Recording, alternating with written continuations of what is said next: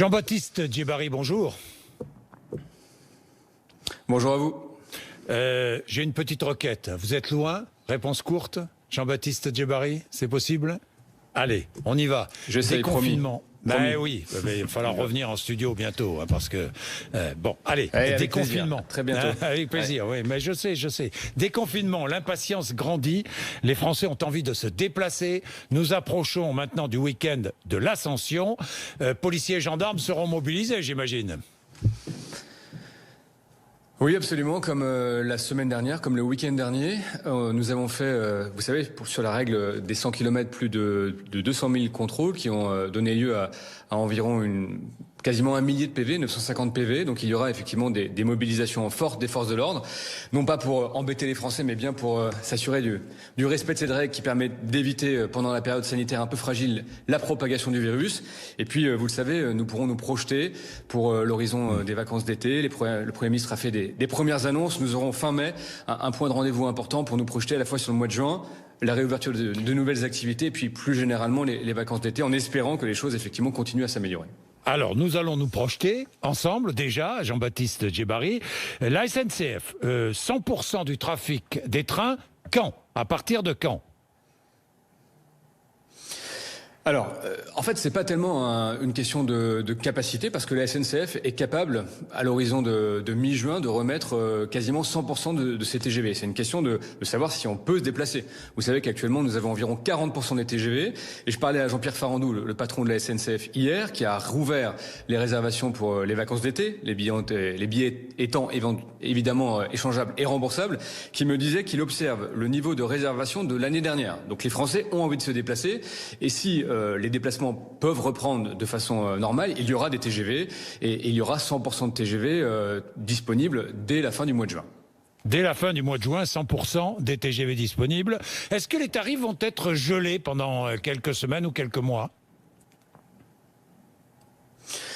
En tout cas, cela renvoie un peu à la politique commerciale de la SNCF, mais là-dessus, Jean-Pierre Farandou a eu un engagement très clair et nous en avons discuté et l'État et le gouvernement lui a demandé effectivement de continuer à pratiquer les mêmes tarifs qui prévalaient avant crise. Il paraît évident, et d'ailleurs il est souhaitable que le train reste un des outils de déplacement préférés des Français et que pour cela, les prix pratiqués soient ceux qui sont traditionnellement connus. Donc il n'y aura pas d'inflation tarifaire, il n'y aura pas des prix pratiqués à l'occasion de cette reprise qui sont supérieurs à ceux que les Français connaissent habituellement.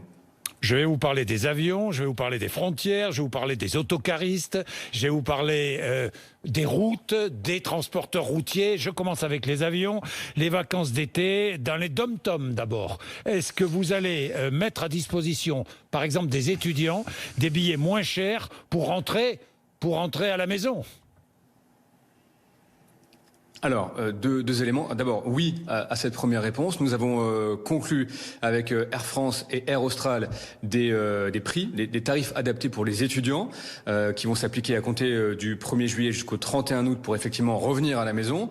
Des prix qui sont adaptés et qui ne sont pas ceux qu'on a pu évoquer dans la presse il y a quelques jours, quelques semaines. Quel prix ? Environ à partir de 340 €, autour de 400 € pour un aller simple, ce qui est une fourchette de tarifs qui est praticable en général en s'y prenant un peu à l'avance pour les retours vers les territoires d'outre-mer. J'étais hier matin avec les compagnies aériennes qui me disent elles aussi avoir des demandes pour la saison d'été. Alors à la fois le tourisme affinitaire et familial, mais aussi le tourisme plus grand public. Environ 50% des réservations qui sont faites pour cet été comparativement à l'année dernière. Il faudra évidemment que les conditions sanitaires et que la situation épidémiologique le permettent. Et ça, je l'ai dit, ça s'étudiera, ça s'analysera fin mai, début juin. Et puis, il y a dans les territoires outre-mer des demandes qui sont différentes. Certains territoires veulent voir le tourisme revenir relativement rapidement. D'autres sont plus précautionneux. Il faudra que tout ça se noue en bonne intelligence locale et soit porté, évidemment, politiquement du côté des territoires d'outre-mer. Mais nous pourrons, si nous le souhaitons, aller passer des vacances dans les territoires d'outre-mer cet été. Alors je le redis avec le conditionnel qui s'impose, oui, parce que le Premier ministre a bien dit, si jamais la situation épidémiologique le permet, oui, les déplacements pendant les vacances d'été seront permis partout en France et donc y compris dans les Outre-mer.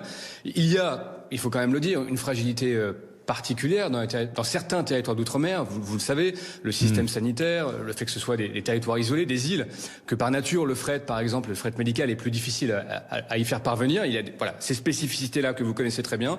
Mais oui, si la situation le permet, les Français pourront se déplacer partout en France et donc y compris dans les territoires d'outre-mer. Et en Europe, est-ce que les vols au sein de l'espace Schengen, dans toute l'Europe, vont reprendre avant l'été ?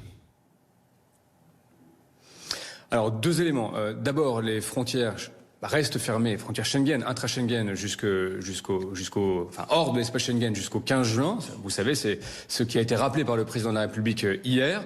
Nous avons actuellement un guide qui est en cours de publication par l'autorité européenne de l'aviation qui posera les mesures sanitaires, qui harmonisera les mesures sanitaires partout en Europe. C'est une des conditions pour redémarrer. Chacun comprend ici que si la France fait différemment de l'Allemagne, qui fait différemment de l'Italie ou de l'Espagne, nous n'arriverons pas à redémarrer dans des bonnes conditions sanitaires, dans des bonnes conditions d'exploitation commerciale. Donc ça va être réglé, on va dire, cette semaine. En tout cas, nous aurons un cadre cette semaine. Et après, il faudra que les compagnies aériennes soient en capacité de proposer un programme de vol. Nous avons par exemple le cas d'Orly, qui est un cas concret. Et moi, j'ai déjà pu annoncer d'ailleurs à votre micro que si nous avons un programme de vol solide, que si nous avons une situation sanitaire qui s'améliore, alors il n'est pas inenvisageable de rouvrir Orly à l'horizon de fin juin, peut-être du 26 ou du 28 juin, et que nous allons en tout cas travailler sur cette hypothèse. Jean-Baptiste Djebbari, je parlais des vols à l'intérieur de l'Europe parce que l'Italie, qui va ouvrir ses frontières, par exemple, le 3 juin, va permettre aux Français d'aller, s'ils le souhaitent, passer des vacances en Italie. Bon, vous avez vu que notre période temporaire court du 11 mai au 2 juin, qu'il y aura forcément à compter du 2 juin de nouvelles mesures, que nous, évidemment, nous regardons très attentivement ce que fait l'Italie, qui a été très durement touchée, et que l'objet, en tout cas la préconisation politique, c'est bien celle de la réciprocité. Nous voulons que de part et d'autre des Alpes qui nous séparent avec les Italiens, nous ayons des mêmes mesures, des équivalences de mesures en termes de sécurité sanitaire. C'est bien ça que nous travaillons au jour le jour avec nos collègues italiens. Et vous savez que nous aurons à prendre un nouveau paquet de décisions à l'horizon du 2 juin de manière à ouvrir ou non les activités et à lever ou non certaines restrictions de voyage. Ça veut dire qu'à partir du 3 juin, il est possible, si tout se passe bien, il est possible que des touristes venus d'autres pays d'Europe, d'Italie ou d'ailleurs, puissent venir en France. Non, ça veut dire qu'à compter du 2 juin, en France, il y aura de nouvelles règles et que ces règles, évidemment, elles s'imposeront aux Italiens qui veulent venir en France. Aujourd'hui, des Italiens peuvent venir en France s'ils justifient d'un motif professionnel impératif, par exemple. Oui, mais je parle de faire du tourisme. Du 2 juin, et cela sera annoncé. Non, mais vous comprenez bien que si la situation sanitaire le permet, alors effectivement, petit à petit, les choses vont progressivement entrer dans l'ordre. Mais je n'anticipe rien. Dans la semaine du 25, c'est-à-dire la semaine prochaine, nous aurons de nouveaux avis scientifiques. Nous aurons probablement des déclarations du président ou du Premier ministre sur ce sujet qui traceront la perspective à la fois de la situation sanitaire et des déplacements possibles. Et vous voyez que les calendriers sont quand même relativement proches, le 2 juin pour la France, le 3 juin pour l'Italie, et je ne doute pas que nous arriverons à coordonner nos mesures. L'objectif étant évidemment d'avoir réciprocité des mesures et donc niveau de protection sanitaire égal de part et d'autre des frontières, évidemment. Bien, les compagnies aériennes doivent-elles obligatoirement proposer soit le remboursement des billets, soit un avoir ? Vous avez vu que de nombreuses compagnies aériennes ont été assignées par l'UFC Que Choisir. Que dites-vous ce matin ? Absolument. Moi, je dis trois choses. Un, il faut vraiment avoir en tête que les compagnies aériennes ont quasiment toutes été en situation de faillite ces derniers mois. Pourquoi ? Parce qu'elles ont perdu 95% de leur chiffre d'affaires très brutalement. Ça a été le cas d'Air France, ça a été le cas de quelques autres. Oui, donc mais beaucoup de clients aussi. Il fallait le faire et l'État agit. Oui, bien sûr. Et donc, du coup, maintenant, on commence à avoir une visibilité sur la reprise du trafic. 2, les compagnies aériennes sont sauvées, ont été soutenues en trésorerie et commencent aussi, elles, à avoir un peu de prévisibilité. Et donc, 3, elles commencent à pouvoir avoir des politiques commerciales de remboursement, certaines l'ont annoncé, ou de remboursement conditionné. Je prends un exemple. Si, à compter du 15 mai, vous achetez un billet chez Air France, que vous comptez utiliser pendant l'été, que votre vol est annulé, alors vous avez le choix soit d'utiliser l'avoir pendant une période de 12 mois, soit de vous faire rembourser au bout des 12 mois l'avoir avec un bonus de 15%. C'est ce type de propositions commerciales que nous avons d'ailleurs demandé aux compagnies aériennes qui vont être mises en place un peu partout et qui vont permettre d'équilibrer la réalité économique des compagnies aériennes et le juste droit des consommateurs. Donc il faut comprendre mais pour les qu'on est vols dans une annulés, situation encore un peu fragile, qu'on invente... Pour les vols annulés avant le 15 mai, pour les vols annulés, je suis pas remboursé. Et ben de la même façon, les compagnies aériennes l'ont dit, elles vont faire des propositions, soit de remboursement au cas par cas, soit d'avoir. Tout ça va se nouer au fil des jours qui viennent. Je pense qu'il faut vraiment que chacun comprenne qu'on a eu à réagir dans une situation complètement inédite et donc il faut inventer des mécanismes. Peut-être que pour l'avenir, il faudra créer un fonds de compensation des voyageurs directement porté par une entité européenne pour protéger par exemple les voyageurs européens. C'est un sujet de discussion qu'on a avec la Commission européenne, mais je le dis, pour l'instant, il fallait à la fois sauver les opérateurs, les compagnies aériennes, les agences de voyage et permettre de plus en plus le remboursement direct des voyageurs ou alors la disposition ou la mise à disposition d'avoirs qui sécurise effectivement aussi les achats côté consommateurs. Jean-Baptiste Djebari, il y a encore des milliers de Français, des Franco-Marocains qui sont bloqués au Maroc. Encore, parce qu'il y a très peu de vols, très peu de bateaux. Les frontières du Maroc sont fermées. Initiative du gouvernement ? D'abord, il y a encore quelques vols. Vous savez que nous négocions politiquement les droits de trafic pour que ces vols aient lieu. Je rappelle que nous avons rapatrié plus de 180 000 Français éparpillés dans 40 pays du monde en quelques semaines, en un peu plus d'un mois avec Jean-Yves Le Drian, et que ce travail va continuer effectivement pour nos compatriotes qui sont au Maroc, en Algérie, en Tunisie. Donc nous allons continuer effectivement à mettre en place ces vols au cas par cas, en lien avec les autorités marocaines. Et vous avez raison de décrire une situation qui devrait s'améliorer au fil des semaines, au moment où nous retrouvons un trafic, en tout cas où nous posons un cadre sanitaire pour le trafic aérien et au moment où nous amorcerons évidemment la reprise. C'est un sujet que nous traitons évidemment très sérieusement ici au ministère des Transports. Les autocaristes qui ne sont pas très satisfaits, en partie satisfaits des annonces faites l'année dernière concernant le tourisme et les aides au tourisme. Alors, exonération des charges sociales, ça c'est acquis, mais ils demandent quoi? Le report des prêts bancaires, 6 à 12 mois, ce report, et puis la poursuite du chômage partiel après le mois de juin jusqu'à la reprise totale de l'activité. Est-ce que vous répondez oui ou non à ces deux revendications ce matin? Bon, alors d'abord, nous discutons quotidiennement. J'étais encore avec le patron de la FNTV, Jean-Sébastien Barrault, hier au téléphone. Donc, nous connaissons ces revendications. Nous avons déjà fait beaucoup, les mesures générales, quelques mesures spécifiques. J'ai annoncé avec Gérald Darmanin, il y a maintenant quelques jours, le remboursement accéléré de la TICPE, la taxe sur les produits pétroliers, de manière à leur donner aussi un peu d'oxygène sur le plan de la trésorerie. Donc, nous faisons déjà tout cela. Et ensuite, nous continuerons à discuter. Vous savez que Muriel Pénicaud a posé un cadre s'agissant du chômage partiel. Disons qu'à compter du 1er juin, effectivement, le chômage partiel va décroître, en tout cas sa prise en charge, dans des proportions raisonnables correspondant à l'activité qui pourra être reprise. Vous savez que s'agissant des cars privés, l'activité du transport scolaire reprend petit à petit, progressivement. Et il y aura certainement au mois de juin des reprises s'agissant des visites touristiques si le tourisme est en capacité de reprendre. Donc les choses vont s'améliorer progressivement courant du mois de juin et possiblement dans l'été. Donc nous allons regarder ça avec lucidité, à la fois sur le niveau de reprise, sur ce qu'il convient de faire pour permettre de faire la jointure encore dans ce mois difficile qu'est le mois de juin. Et nous continuerons évidemment à discuter avec les syndicats. C'est ce que nous faisons de façon quotidienne ici. Report des prêts bancaires, c'est possible ? Ça va se discuter ici. C'est un sujet qui touche essentiellement Bruno Le Maire, Muriel Pénicaud, mais c'est un sujet connu et nous avons ces propositions bien en tête. Monsieur Bourdin, je peux vous le confirmer. Les transporteurs routiers demandent une suspension du cabotage. Oui ou non, est-ce que vous allez accorder cette suspension ?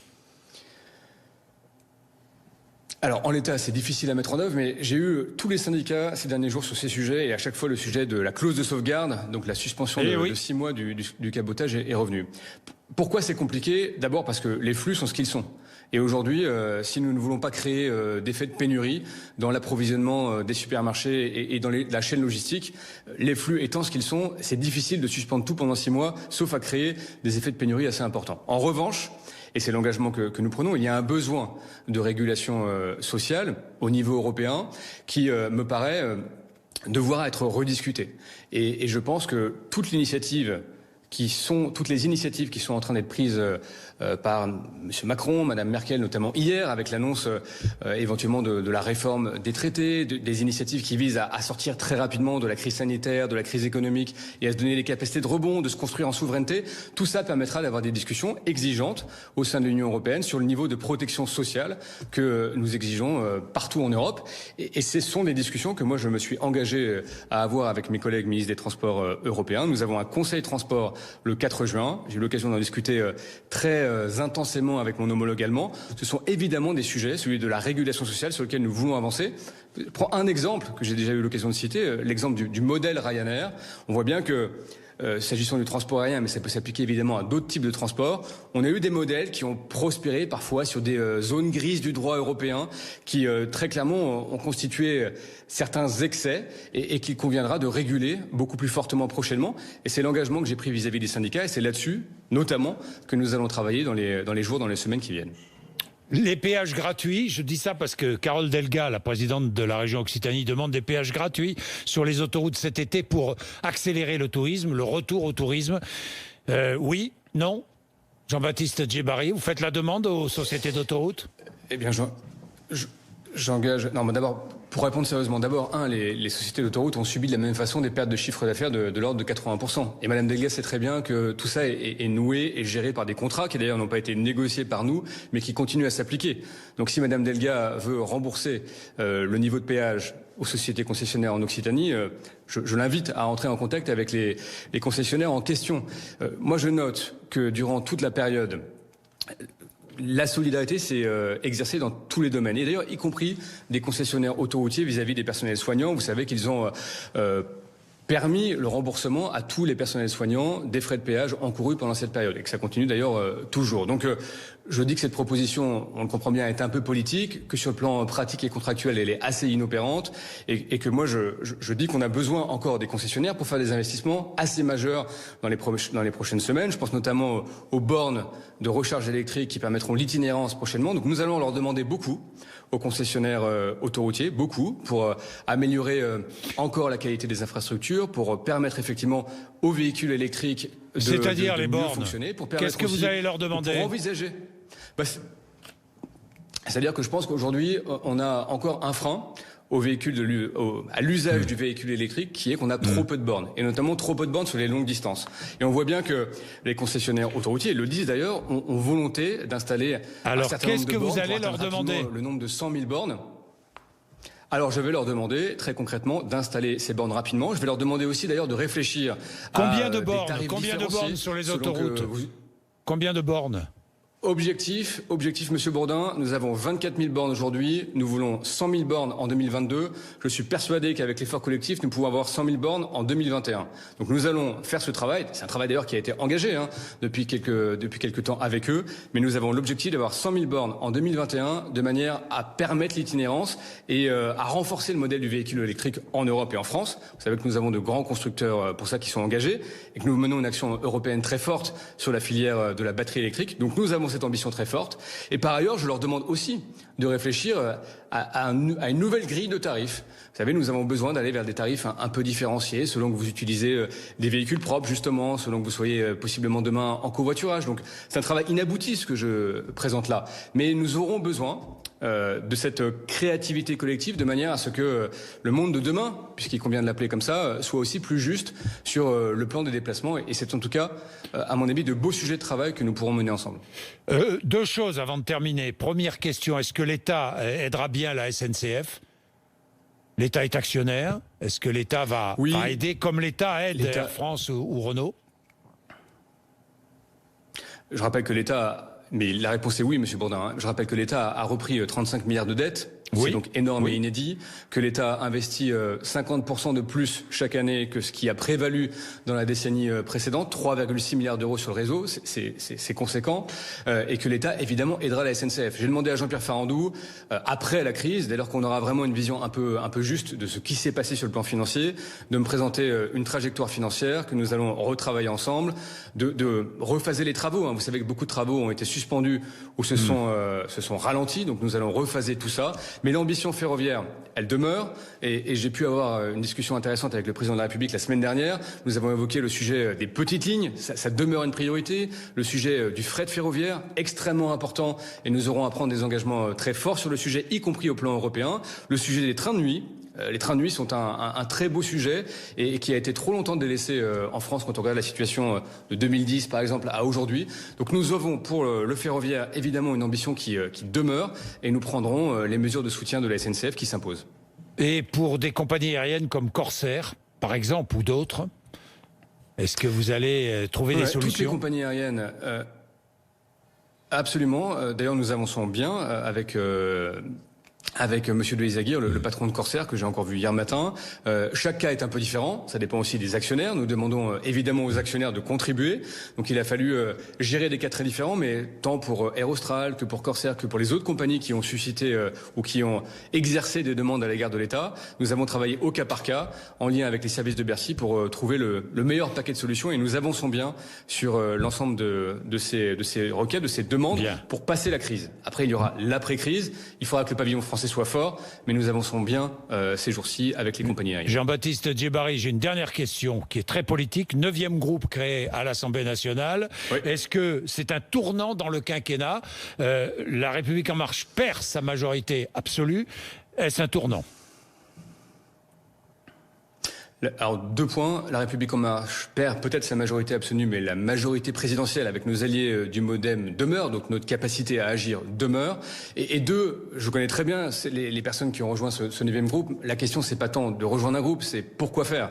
Et il me semble que si c'est pour être quelque part dans la production de tribunes ou un peu dans la contation et pas dans l'action, ça me semble être un projet peu fédérateur. Et moi je pense qu'on est dans un moment où on a besoin d'action, résolument d'action. Beaucoup a été dit. Quasiment tout a été dit, maintenant il faut agir et je préfère me situer dans cette logique d'action que dans la logique d'un contrepoids politique qui, à mon sens, me paraît être un peu décalé dans le temps.